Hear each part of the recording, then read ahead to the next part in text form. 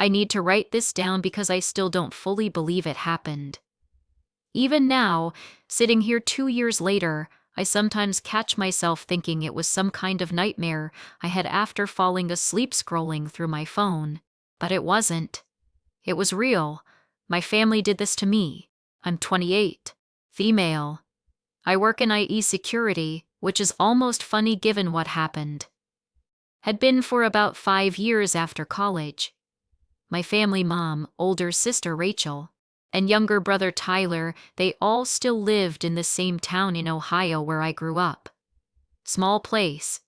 The kind where everyone knows everyone's business. We weren't close, but we weren't estranged either. I called mom every couple weeks. Visited maybe twice a year. Normal distant minus family stuff. Rachel and I texted occasionally. Mostly memes and birthday wishes. Tyler barely communicated with anyone, which I thought was just him being 24 and glued to his gaming setup. Everything started unraveling on a Tuesday in March 2023. I was at a coffee shop near my apartment, working remotely. A guy I vaguely recognized from my gym sat down at the table next to mine. He kept glancing over. I ignored it at first. Portland has its share of awkward people. But then he leaned over. Hey, sorry to bother you, but are you on OnlyFans? I stared at him. What? I think I've seen you on there. Or someone who looks exactly like you. He was already pulling out his phone. I can show you the account if you want. It's not a big deal or anything, I just thought. I'm not on OnlyFans, I said flatly. He showed me his phone anyway. There was my face. My actual face. On an OnlyFans profile. The username was something like SarahBear23, which wasn't even creative because my name is Sarah and I was 26 at the time the account was apparently created. The preview images showed a woman with my face, my hair color, my body type roughly, in lingerie, in poses I would never take. The bio said I was a shy IT girl gone wild and mentioned Portland specifically. I felt like I was going to throw up. That's not me. I managed to say. The guy looked uncomfortable. Oh shit. I'm sorry. You must have a twin or something. That's crazy. He packed up his stuff quickly and left. I sat there for maybe 10 minutes staring at my laptop screen without seeing it. Then I went home and started digging. Finding the account wasn't hard. It was public enough that a simple Google search of Sarah plus my last name, plus OnlyFans brought up cached links in preview sites that scrape OF content. The account had been active for about 14 months. It had over 800 subscribers at $9.99 a month. I did the math immediately because that's how my brain works when I'm panicking. If the account maintained even 600 average subscribers over 14 months, that was over $84,000 before OnlyFans took their cut. The photos and videos showed me in increasingly explicit situations. Lingerie. Bikinis. Topless shots with carefully placed hands or objects. A few videos showed me dancing, stripping, touching myself through clothing. It was my face. Absolutely my face. My birthmark on my left shoulder was visible in several photos. My hair, my eye color, even my mannerisms in the videos, the way I tucked my hair behind my ear, the slight gap in my front teeth when I smiled. But it wasn't me. I've never taken photos like that. I've never made content like that. I sat on my bathroom floor and made myself look at every preview image I could find without subscribing to the account. I needed to understand what I was seeing. That's when I noticed the tells. The lighting was off in some photos, just smooth. Too perfect. The eyes in some shots didn't quite track movement properly. In one video where I was supposedly talking to the camera, my lips didn't sync perfectly with the audio, and my hands looked slightly wrong in a few images. Like AI-generated hands sometimes do too many fingers or joints in weird places. Deep fake.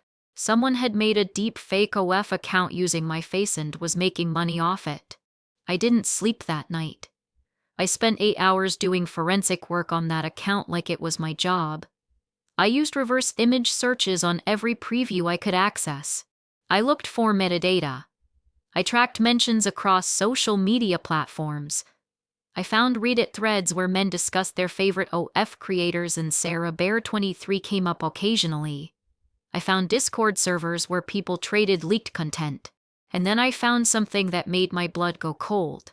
One of the preview videos showed me in a room I recognized. Not my apartment. Not any place I'd ever lived, but the wall color, the specific shade of beige, and a corner of a window with curtains. I knew that was my mother's guest bedroom, the room I stayed in when I visited home. I zoomed in on everything I could see. There was a small desk in the background with a lamp. I recognized that lamp. It was from Target, bought maybe 10 years ago, and it had a specific chip in the base. I made that chip when I knocked it over as a teenager. This wasn't just someone who'd scraped my photos from social media and deep-faked them onto a random body. Someone had been in my mother's house. Someone had taken real photos in that specific room. Someone had used me, my real face from real photos they had access to, and mapped it onto another person's body. I called in sick to work the next day. Then I did something I'd learned from my job. I created a fake mail account and subscribed to Sarah Bear 23. I paid the $9.99 and I went through everything. There were over 200 posts, photos, videos, custom content offerings, PPV messages. The person running this account was professional about it. They responded to messages. They ran polls asking what content subscribers wanted. They offered girlfriend experience chats for extra money, and they were good at pretending to be me. The messages used phrases I actually used. Lol ya ando mg same and that's so valid. They referenced Portland. They mentioned working in tech. They even mentioned being from Ohio originally. Whoever was running this account knew me. I went through my phone. I looked at every photo I'd ever posted on Instagram, Facebook, Twitter, anywhere.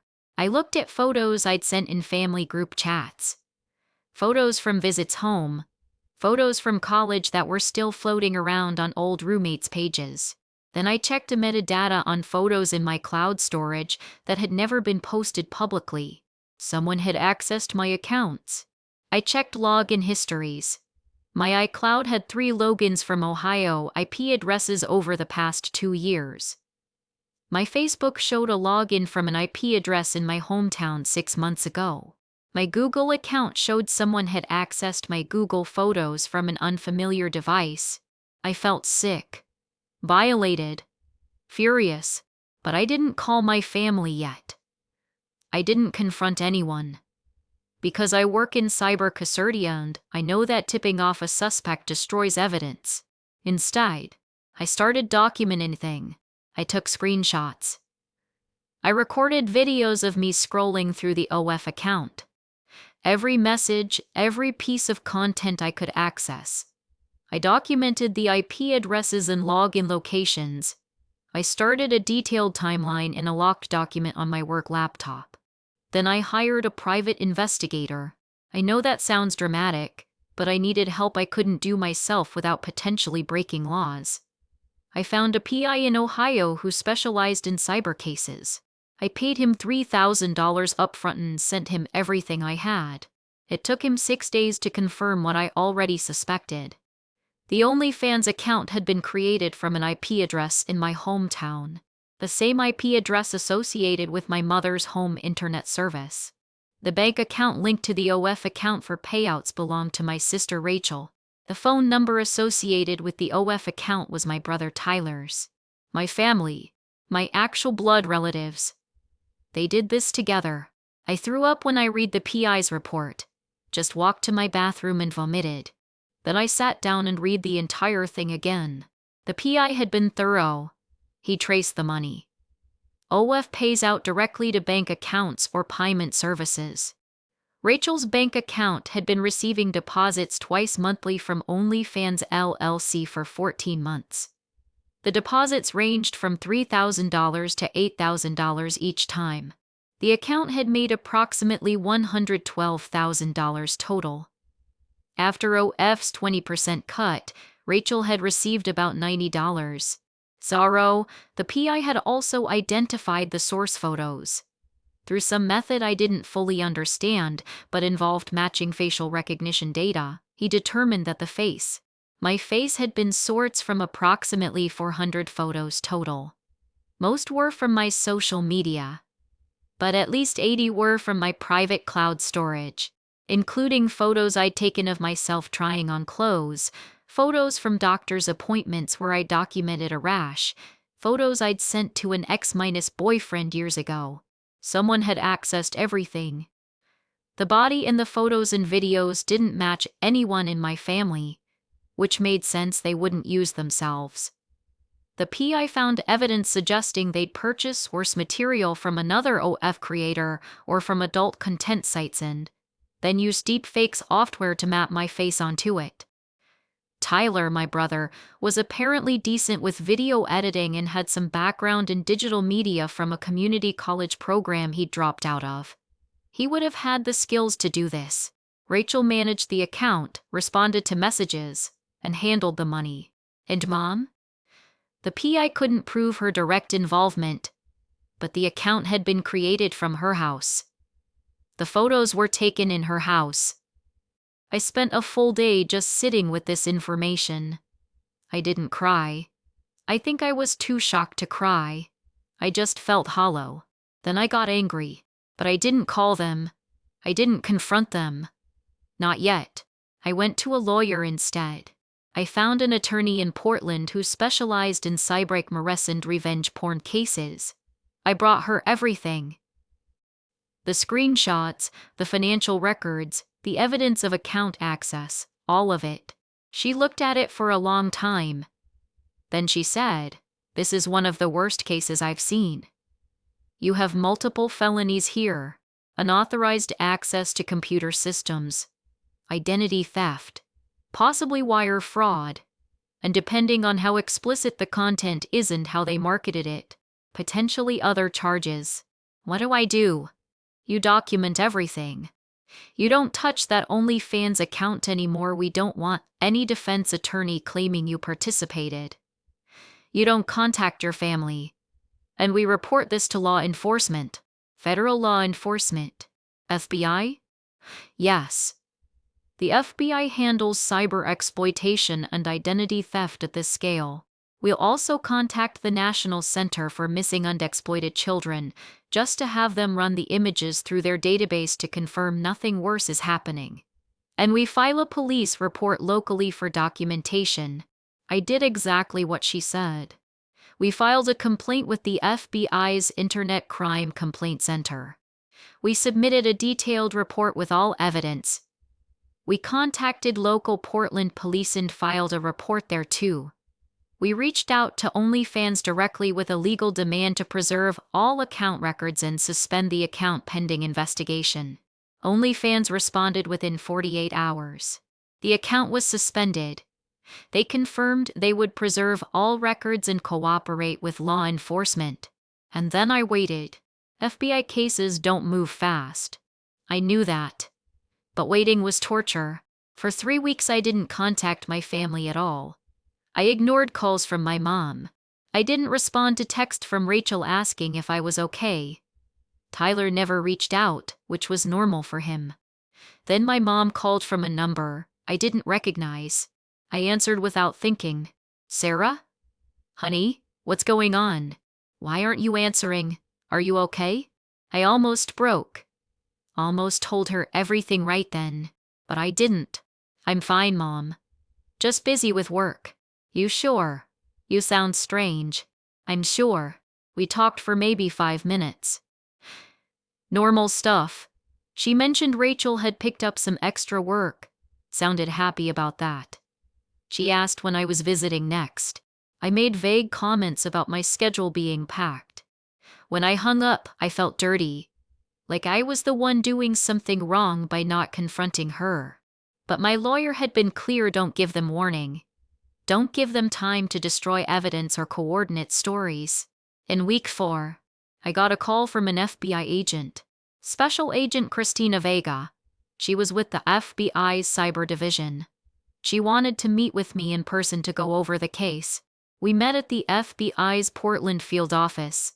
She was professional, calm, and looked at me like she actually gave a shit about what had happened, which somehow made it harder to keep my composure. "Your case is being taken very seriously," she said. "We've executed a warrant on OnlyFans for all records related to this account. We've also obtained warrants for the bank records associated with the payouts and for IP address records from the ISP. We'll be conducting interviews with the subjects soon." "Subjects? You mean my family?" "Yes. Your mother, sister, and brother." "When?" "We're coordinating with Ohio field office and local law enforcement. Likely within the next week." She walked me through what would happen. They'd interview each family member separately. They'd seize computers, phones, any devices that could contain evidence. They'd execute search warrants on my mother's home. Will they be arrested? That depends on what we find and whether the U.S. Attorney decides to prosecute. But based on what you've provided and what we've confirmed so far, I would expect federal charges. I nodded. I felt numb. "I need to ask you something," Agent Vega said. "Are you prepared for how this might affect your family relationships?" "I don't have family relationships anymore," I said. "Not after this." She looked at me for a moment. "Okay, we'll keep you updated." The FBI executed search warrants on April 17, 2023. I found out because Rachel called me from a number I didn't recognize, crying and screaming. "What the fuck did you do? The FBI is here. They're taking everything. They're saying we stole from you." "What the fuck, Sarah?" I hung up. My mom called 2 minutes later. Then Tyler. I blocked all of them. My lawyer had prepared a statement for me to send via mail. I sent it to all 3 of them. "I am aware that you created and operated an OnlyFans account using deepfake technology to impersonate me without my knowledge or consent. I am aware that you accessed my private accounts and photos to do this. I am aware that you profited financially from this fraud and exploitation. I have reported you to federal authorities and I am pursuing all legal remedies available. Do not contact me. Any further communication should go through my attorney." I included my lawyer's contact information. Then I turned off my phone for the rest of the day. The FBI's investigation took for months. I learned later what they found because it became part of the court record. They seized 3 laptops for phones, an external hard drive, and a tablet from my mother's house. On Tyler's laptop, they found the deepfake software, a program called Deepface Lab. They found the source files, my photos, the adult content they'd mapped my face onto, and the output files showing my face on someone else's body. They found chat logs between Tyler and Rachel where they discussed which photos of mine to use. They discussed whether I would find out. They discussed how much money they were making and what they planned to spend it on. On Rachel's phone, they found her logged into the OF account. They found messages she'd sent to subscribers while pretending to be me. They found notes she'd made about what kind of content I should post next. They found bank records showing all the deposits. Rachel had spent the money on a new car, clothes, rent, and trips to Vegas with her boyfriend. They found emails between my mom and Rachel discussing the account. My mom had suggested they raise the subscription price. She'd advised Rachel on how to respond to certain types of messages from subscribers. She'd offered to help take photos if they needed more source material. My mother had known. She hadn't just known she'd participated. The FBI interviewed all 3 of them separately. Tyler admitted everything immediately. He broke down and said it was Rachel's idea. He just did the technical work. He claimed he felt guilty but needed the money. Rachel tried to lie at first. Then when confronted with evidence, she blamed Tyler and said she just helped manage it. She claimed she didn't think it was illegal because they're just photos. My mom denied everything until they showed her the emails. Then she claimed she didn't understand what they were doing. She said she thought I knew about it. She said she thought I had given them permission and they were helping me run the account.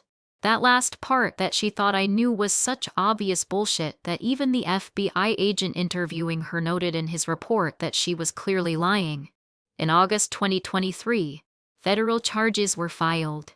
Rachel was charged with wire fraud, identity theft, unauthorized access to a protected computer, and conspiracy.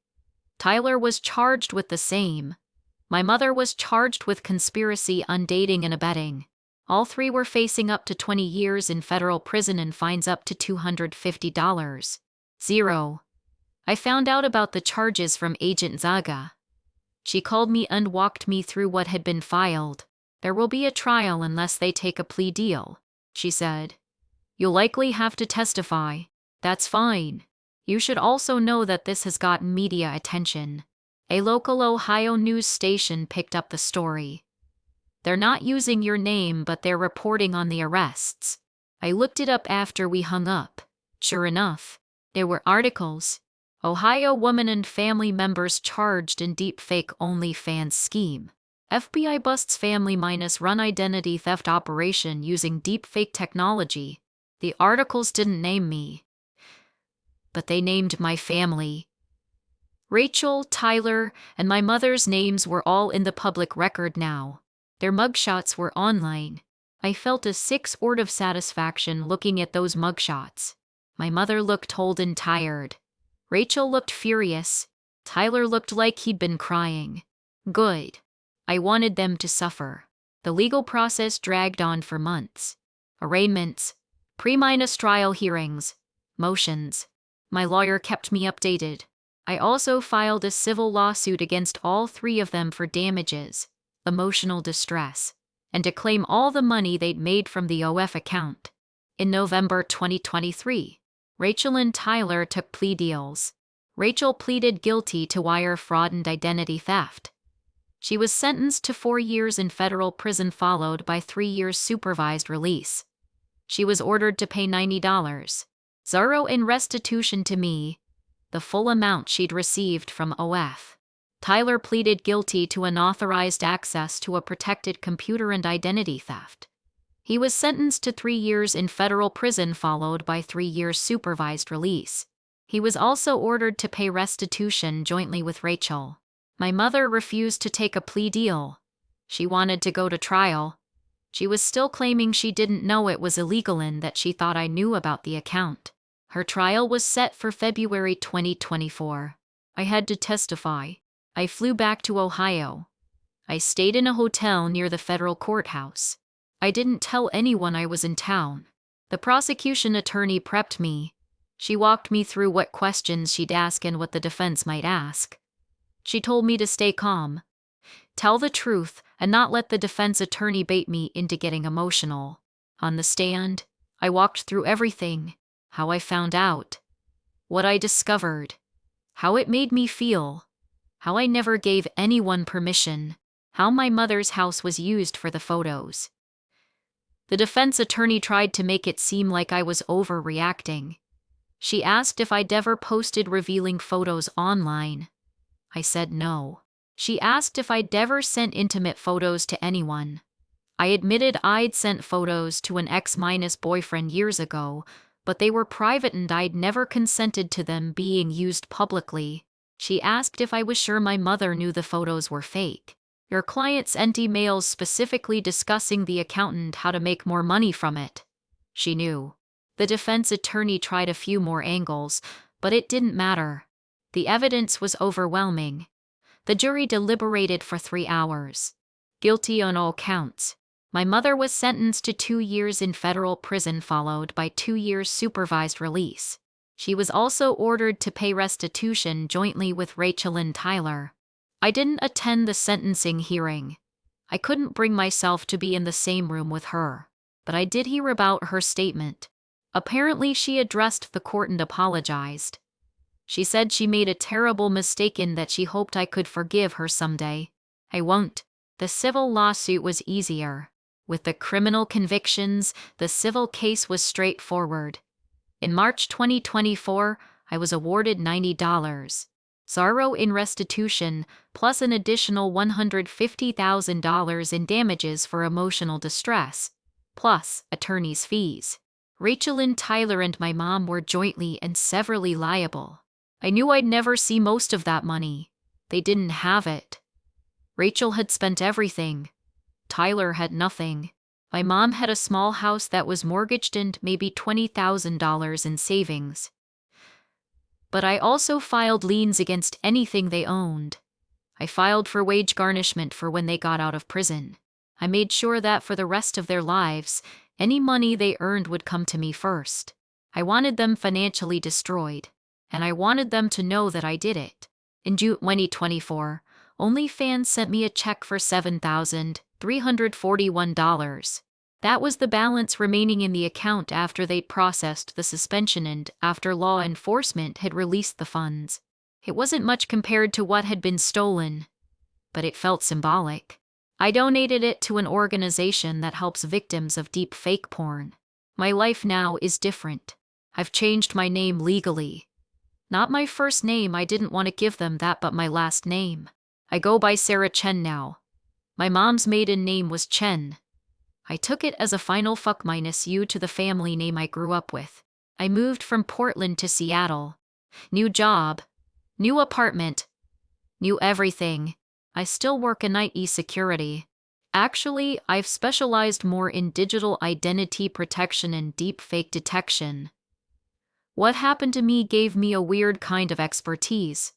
I consult with companies now on how to protect against this exact kind of attack. I've been contacted by journalists and documentary filmmakers. I've declined most requests, but I did do one anonymous interview for a podcast about cyber exploitation. I didn't use my name and they disguised my voice, but I told my story. I wanted other people to know this could happen. I've had to deal with the psychological aftermath. The deep fake content is still out there. Even though the OF account was shut down, the internet is forever. People downloaded the content. It's been reposted on other sites. I find new copies every few months when I do vanity searches. I file takedown requests constantly. I've worked with an online reputation management company. But there's only so much you can do. Sometimes I see a photo of myself, my real self, from my own social media, and I feel violated all over again. I wonder if someone is going to recognize me from the fake account. I wonder if someone will approach me like that guy in the coffee shop did. I've been in therapy for over a year. I've been diagnosed with PTSD. I have nightmares sometimes where I'm scrolling through OF and finding more and more accounts with my face, and I can't shut them down fast enough. But I'm better than I was. I also got a dog. A huge German Shepherd named Atlas. He makes me feel safer. I haven't spoken to my family since I sent that email in April 2023. Rachel and Tyler are both in federal prison. They'll be out eventually. Tyler probably in 2026, Rachel in 27. My mom got out in March 2026 after serving about 20 months with good behavior. I know because her supervised release officer contacted my lawyer to inform me. Apparently part of her release conditions included having no contact with me, which was fine by me. She tried to send me a letter through my lawyer. I didn't read it. I had my lawyer return it unopened. I have extended family, aunts, uncles, cousins who reached out after the news broke. Some believed my side immediately and cut off my mom and siblings. Some tried to stay neutral. Some blamed me for tearing the family apart. I don't talk to any of them anymore either. I don't need people in my life who think there's a both sides to what happened. I have friends in Seattle. People who didn't know me before and only know the version of me that exists now. I've told a few of them what happened, in vague terms. They're supportive. I'm dating someone. He knows everything. He knows about the case, about the deep fakes, about all of it. He's never once made me feel like it was my fault or like I'm damaged. He's good. Sometimes I think about what I would say to my family if I saw them again. I don't think I'd say anything. I don't think they deserve words from me. They stole my face. They stole my identity. They violated every possible boundary and trust. They made money off of pretending to be me in the most intimate, degrading way possible. And they did it as a family. They sat around my mother's house and planned it together. They discussed which photos of me to use. They laughed about it, probably. They spent the money on themselves and never thought about what it would do to me if I found out. Rachel bought a car with that money. Tyler upgraded his gaming setup. My mom got her kitchen remodeled. They destroyed me for granite countertops and a fucking Mazda. I hope prison was worth it. I hope every single day they spent locked up, they thought about what they did. I hope they think about it for the rest of their lives. Because I will. I'll think about it every time I post a photo online and wonder if someone will steal it. Every time I meet someone new and wonder if they've seen the fake content. Every time I look at my own face in the mirror and feel like it doesn't fully belong to me anymore. They took something from me that I can never get back. They took my sense of safety and my own identity, but they're felons now. They're in debt to me for the rest of their lives. They've lost everything: their freedom, their reputations, their financial stability, and I'm still here. I survived what they did to me. I fought back. I won. That's going to have to be enough. It's been almost 2 years since I found out. Sometimes it feels like it happened yesterday. Sometimes it feels like it happened to a different person entirely. I still get emails from the wage garnishment system. Small amounts, $50 here, $100 there, are from Rachel and Tyler's prison jobs. It'll take decades for them to pay back what they owe me. I don't care. I don't need the money. I just need them to remember. I got a notification last week that someone tried to create a new OnlyFans account using photos of me. The account was flagged immediately because I have alerts set up with OF and several other platforms. They shut it down within hours. I don't know if it was someone from my family trying again, or just some random person who found the old deepfake content and thought they could profit off it. It doesn't matter. I reported it. I filed another police report. I added it to the ongoing documentation. This is my life now. I'm the woman whose family deepfaked her for porn money. I'm the woman who sent her own mother to prison. I'm the woman who can never fully trust anyone with my image again. But I'm also the woman who fought back, who didn't just take it, who made them pay, and I'm okay with being that person. I have to be, because the alternative, letting them get away with it, letting them think it was okay, letting them keep the money and move on with their lives while I suffered in silence, that was never an option. So, if you're reading this and something similar has happened to you, or if you're scared it might happen, I want you to know: fight back. Document everything.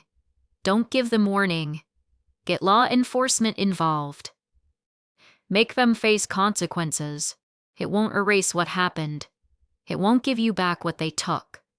But it will give you power in a situation designed to make you powerless. And sometimes that's enough. I named my dog Atlas because I liked the symbolism: the titan who holds up the world. That's what surviving this felt like. Holding up my entire world after they tried to destroy it. Some days it still feels heavy, but I'm still standing. And they're not. That's my revenge.